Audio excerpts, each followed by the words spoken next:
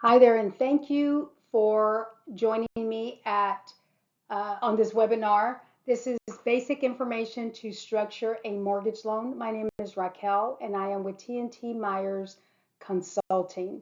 Once again, thank you very much for joining me. Today we're going to talk about, and I'm going to introduce to you T&T Myers Consulting, the T Factor, which is a model and a tool that I have used for over 30 years since I started in my career as a mortgage loan originator. Now, the T Factor tool is to help mortgage loan originators to uncover information that is pertinent to determining if they have an eligible buyer and to discover if what type of product they're going to use to help qualify this eligible buyer. And it's all based on the conversation that the loan officer has with the potential client. So I'm going to ask you to, if you would please take out a blank sheet of paper, and if you would please draw out this diaphragm, which is our T factor. And I'd like you to draw it out just the way it is because that's the way I did it when I first started. And there is a purpose behind it. And I'll share with you how that works. And that's to how it came about. So when you receive a mortgage loan application, of course, the difference from 30 years to now is that all our applications come in digitally. So everything is done online. The important thing to know is, of course, that income, assets, credit, and housing are the four main components of an application information that you need to obtain that's going to help lay the foundation for you to build a strong file for underwriting. The main thing is to get your loans approved. Doesn't matter how many applications you take.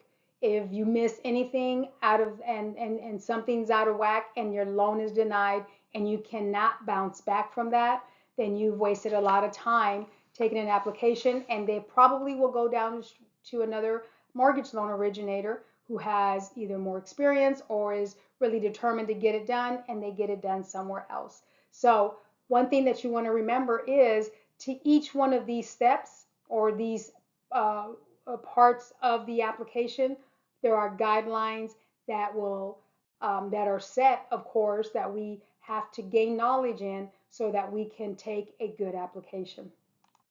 So let's start with sources of income. Again, this is basic information. So if you're a brand new loan officer, to you, you probably see that as a huge benefit, and it is. If you've been doing this for a while, you probably say this is basic, but there might be some things you're missing.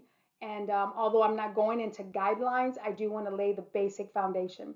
So sources of income, you have your salaried, your hourly, and your commission paid. You have your self-employed 1099, which are your contract employees, and also variable income. Then you have those who receive disability pay, Social Security, and child support. Now, these are have to be verifiable income. So I kind of threw this in here, and it's the manual calculating, how to manually calculate income, and I'll tell you why. So on your piece of paper, on your diaphragm, where it says income, if you could just write one or two things about income that you know that up to today, whether you saw it on the guideline or you heard it from somebody, if you could just write those two things down. Now, why did I put this in here? I think it's still important. There's some things about 30 years ago that we're still doing today. If not, we're just doing it better. But there's some things that have just never gone away. So the way we calculate income are pretty much the same. So the manual way we used to do it as a loan, or I used to do it, is that these were some of the basic ways to calculate the income. Now that's helpful. So when you get your electronic application, you're taking a look at it and you just kind of run numbers really quick. Or if you're having a conversation with somebody, maybe a potential client, this becomes embedded in your mind so you can immediately try to figure out.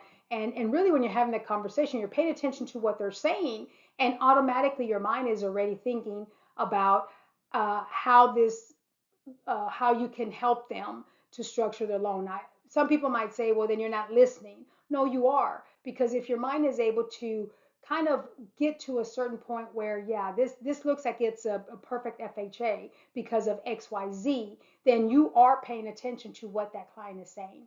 So this is just, again, just a bonus for you to see how manually you can calculate income. Sometimes electronics don't always work, but anyways, this is a good tool. So what are variable sources of income? This is income that is not standard. It's in addition to their base pay. So you have bonuses. Some people receive it quarterly, annually, twice a month, or twice a year, etc. So it's important to know how often and how long they've been receiving bonus pay, their overtime, commission, tips, night differential, stipends. Some stipends we can use, reimbursements, travel pay, and dividends. And although they do require additional documentation, again, I'm just giving you the basic foundation, because what it is you're having a conversation with somebody and you want to find out if they are an eligible borrower. So you're not trying to qualify them yet, but are they at least eligible to take the next step, and that is to do an application. So the other piece is a source of assets. Okay, so checking and savings, 401k and stocks, family gifts. So on your checking and savings, is it acceptable source?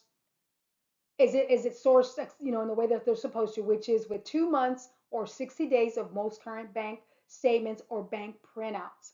Are you able to get that documentation for this checking and savings? So chances are, if that account was open less than 60 days ago, they haven't had it for that long, you're not going to have 2 months.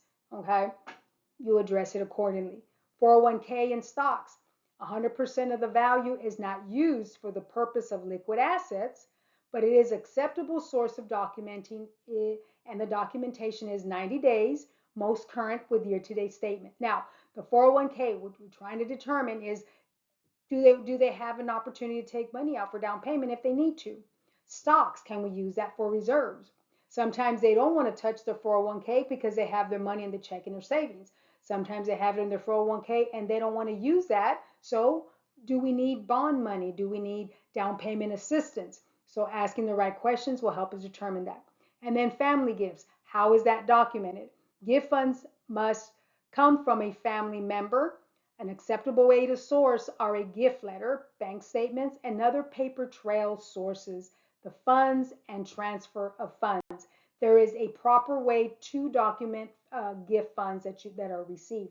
So we want to ask the right questions, and who are the parties involved, and it can be more than one, who are going to make that gift. Okay, so now we're going to analyze credit. But before we go there, I think I might have mentioned to you on your income and your assets, if you want to go ahead and also enter in your assets on the section where you put your assets, one or two things that you know about the guidelines or how to qualifying that's related to assets. Now we're going to analyze credit. Okay, usually most people know their FICO score like they know their phone number, but generally the way they get their FICO score, it's only a guide. We have to use the FICO score that's on our credit report, but it's okay. You're just having a conversation with them. If they give you a FICO score, chances are that they have credit established. Well, is it traditional or non-traditional? Well, if they have a FICO, it's traditional credit. So do they have enough trade lines, and do they have enough history? So it's important for us to know that. So of course we're going to pull a credit report once we get to that point. But when you're having that conversation, you're talking FICOs, you again want to know, and in that conversation, as you're speaking to them, you'll know if they've had credit for some time or not. Because sometimes once you get into a conversation about mortgage lending, sometimes the clients or the consumer will just volunteer information. But again, your mind is already working to see if this is a potential client, and then what would be the next steps if you find that they are. Non-traditional credit. Why is that important when we're building the foundation? Because we want to know if we have enough to build non-traditional if they are a consumer who has no FICO and no traditional credit. What are some of the things that are required for non-traditional? And then we look at the negative side. Have they filed bankruptcy? Is it discharge? Is there a foreclosure, charge off, collection, repossession?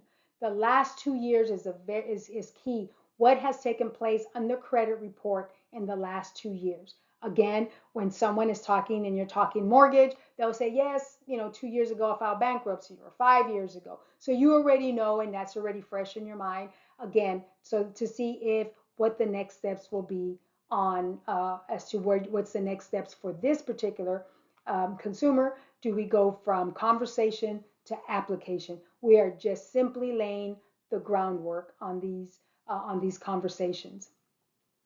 So again, on your credit section, you want to go ahead and add those one or two things about credit that you know of as today. Then housing. This is just as important. Now, it's not housing meaning where they live now. It's that we also want to determine. The main question is, do you rent or do you own? Now, if they say that they do not own their home, or they own their home but they don't have a mortgage, well, we want to find out, where do they have it financed? And because there'll be proper documentation that's required. We'll need to verify where they've lived for the last 2 years, and if they've been paying rent. And if they've been paying rent, has it been current? Okay, and this piece is very important if you have to build non-traditional, because most non-traditional guidelines require for at least one of the trade lines to be rent, and for it to be current, with no lates, at least in the last 12 months. So that's kind of like a bonus. That's going over guidelines, but I don't want to go over guidelines, because if I start with one, I have to continue with the rest. So, but how about inquiring the purpose for the loan? Again, some of this information is already on the application, but you don't want to just take that for granted. They're going to fill that in. Again, we're having this conversation with this consumer. Are we going to be able to go from conversation to application? And again, we're laying the groundwork. And not only that, but it's probably someone who called you on the phone, a referral, a family member referred someone to you. You have this conversation with them. You're talking about these things, and it's fresh in your mind because you have a framework in your mind as to what things you're going to talk about: assets, income, credit, and then housing. And then what is the purpose for the loan? So these are questions that you can actually ask if you're just having a phone conversation before they applied. Because the next question is going to be, now granted, the thing is for us to lead them to a place where they complete the application, but once we get the application, we want to know, have all the blanks been filled in? Are there any gaps? So there has to be, I hope that as a mortgage loan officer, that you are picking up the phone when you received your application online, and you're having a conversation with your client, and you're asking the pertinent questions. Because one of the areas that I find where most consumers do not know how to complete is on the income. Most of your consumers will put the net and not the gross, and they'll leave out maybe bonus and overtime, or sometimes they put more than what they earn. So having these conversations, then when you receive the documentation, then you'll know exactly what to ask, and you will lay a strong foundation so you can build the framework necessary to build a strong loan, so that your loan does not fall apart when it gets to underwriting. One of my biggest pet peeves for myself, and I challenge myself with this, is that I do not want the underwriter to ask me any questions. Now, I know sometimes that's not realistic because some things need clarity, but I don't want to miss something that the underwriter uncovers for me. So I want to uncover as much as I can, even if I don't necessarily use it now. I can set that aside. I might need it later. But if it has to do with this particular file, and it's going to help the client, it can be documented, then I need to know it. So we need to have those conversations. So the T-Factor model, as I mentioned to you before, is a tool that I used, or I developed over 30 years ago when I started my journey as a mortgage loan originator. My assignment was to reach out to first-time home buyers who needed money. So my job was to find the money, which is down payment assistance, and then to get them qualified.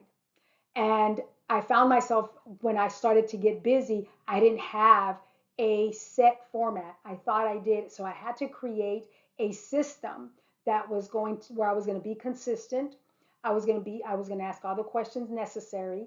And then not only that, it was going to help me remember the guidelines that I've studied and I learned in my mind. It was all going to come together. So if you study your guidelines, you pull up, say for example, you want to focus on first time home buyers, then you learn everything you can about the home possible product. You want to learn about down payment assistance. You want to learn about and get the wording properly. Get increase in your vocabulary.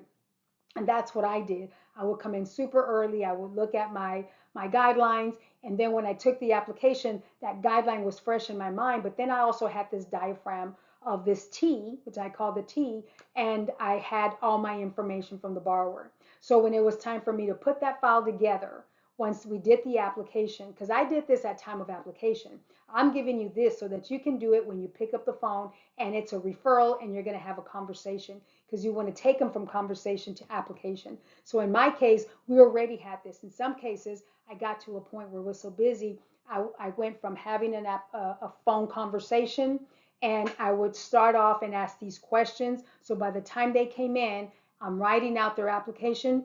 We had all that together. And instead of taking 2 hours to do an application and interview, it was 45 minutes to an hour. So I was more efficient, and I was able to schedule more borrowers in the course of a day. So I would see 3 to 4 applicants a day.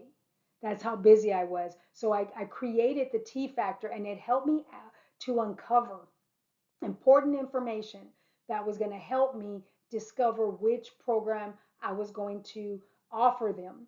Because if they don't fit in a conventional, and if they're insistent on the conventional, but they fit an FHA, I need to show them why the conventional is not going to work and the FHA does.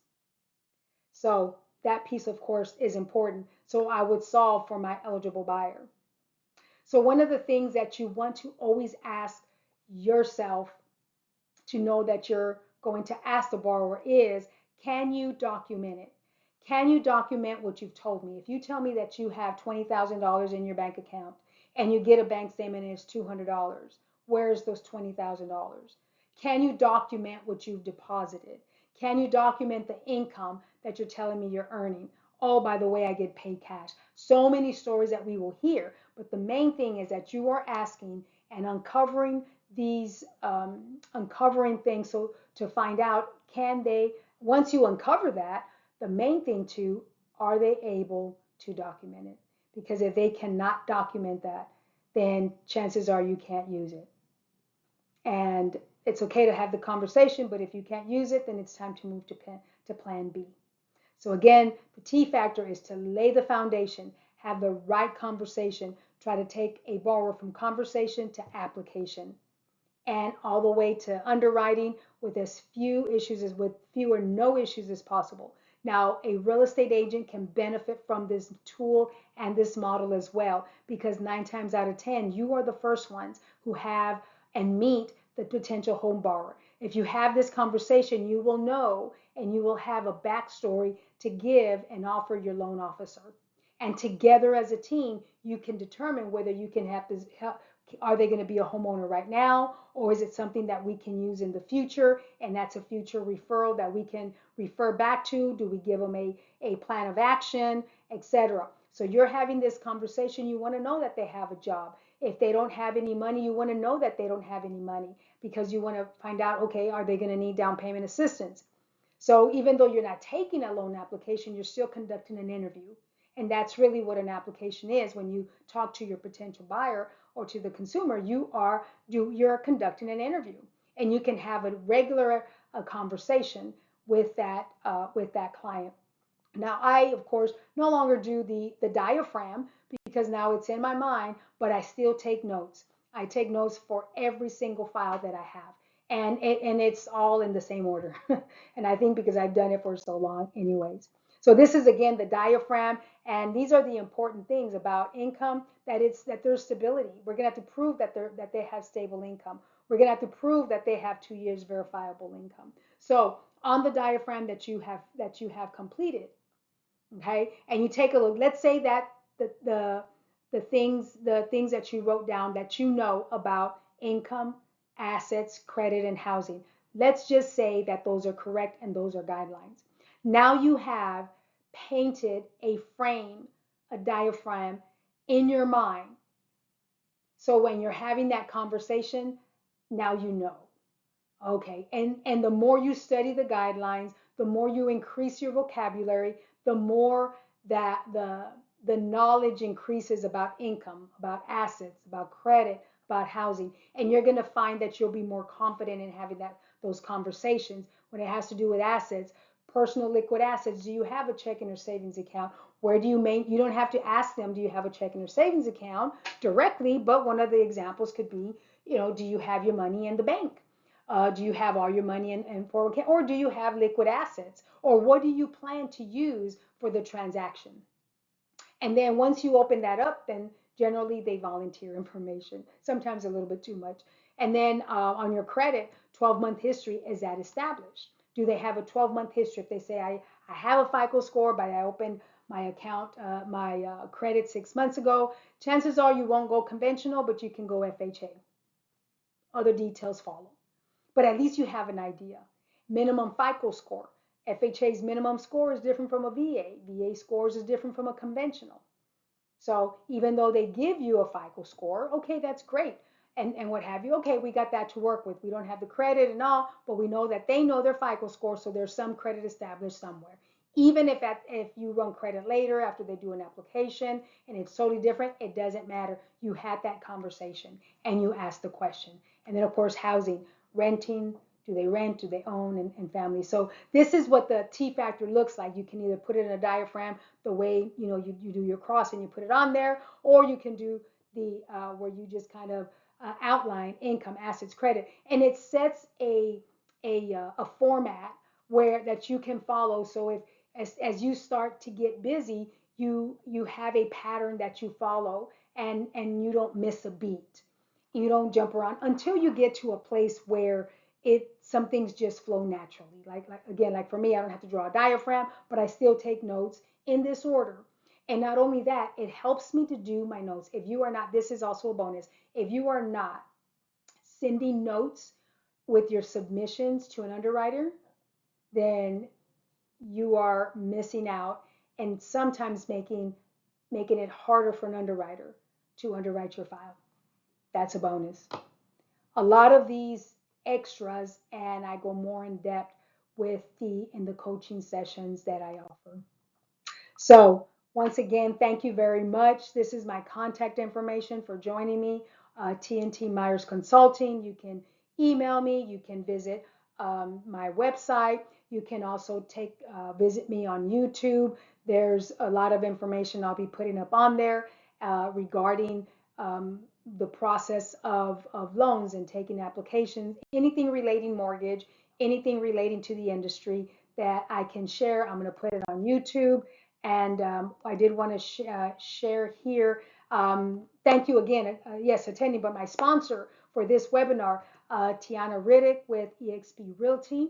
She's in the Austin, Texas and surrounding areas. This is her phone number if you are interested in purchasing a home in the surrounding areas, Pflugerville, Round Rock, Austin, etc., every surrounding area. Then she would be the one that you can call. I thank her very much for sponsoring this video or this webinar. And also I am, when you look at the video or the webinar, there's a page. It doesn't allow me to go back. On page 13, there is an offer on there that is good through the end of the month of July 2024. So if you want to take advantage of additional coaching and training where I go more in depth, including certain guidelines, depending on where you are and where you want to go, I will structure that for you. So thank you very much for attending this webinar. I hope that this has been helpful. You know how to lay the foundation so you can build a strong file when you are structuring your loan. I hope to hear from you. Have a great morning, day, or evening.